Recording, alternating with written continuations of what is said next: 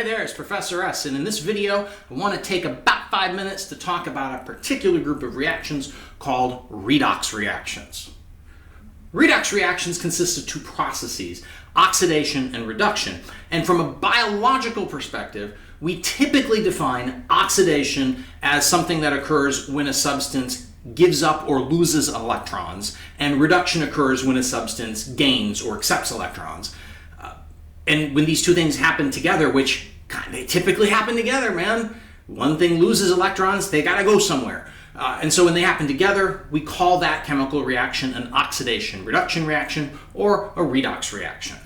Redox reactions involve electron transfer. That means they're about energy transfers. When electrons move from the oxidized to the reduced substance, energy is transferred with it. And one of the best ways to really get your feet grounded in the idea of a redox reaction is to just look at an example, and in a biology curriculum, this is an example you will have to deal with. So this molecule to my left is nicotinamide adenine dinucleotide, or NAD. It's a very important molecule in cellular energy transfers. It occurs in two primary forms, an oxidized form, seen here, which is called NAD+, and then there's a reduced form called NADH after it gains electrons. But for it to gain electrons, they have to come from somewhere. This molecule is glyceraldehyde 3-phosphate, or G3P. This molecule is produced during glycolysis, which is the breakdown of glucose that occurs in cells. And in order for it to continue the process of glycolysis, it needs to pick up this inorganic phosphate. But to do that, it has to be oxidized. It has to give up electrons like this.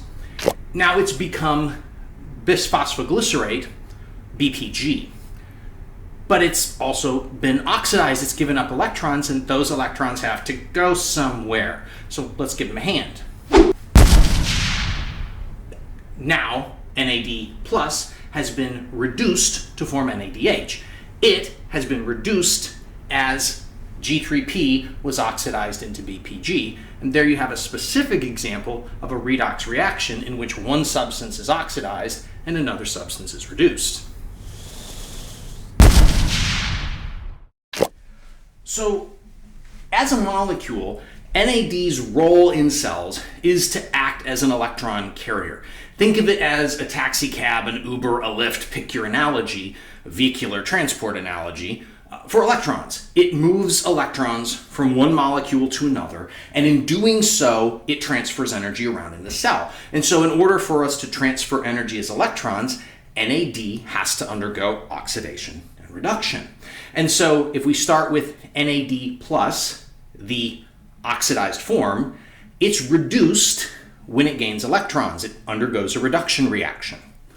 When it's delivering its electrons, NADH gives them up. It becomes oxidized back into NAD+. But as I said at the very beginning, oxidation and reduction always go hand in hand. So we don't do one without the other. So if NAD+ is going to be reduced to NADH, some other substance has to be oxidized, like our example of G3P. It's oxidized so that NAD+ is reduced to NADH. And then when NADH gives up its electrons later, when it is oxidized, another substance is reduced. One such substance is respiratory complex 1, an integral membrane protein in the inner membrane of the mitochondria, where the electron transport chain is. It's part of the electron transport chain. If you don't know what the ETC is yet, don't panic. All that matters is it is going to accept the electrons from NADH, so NADH is oxidized, and respiratory complex 1 becomes reduced. So we always see oxidation and reduction, giving up and receiving electrons, happening hand in hand.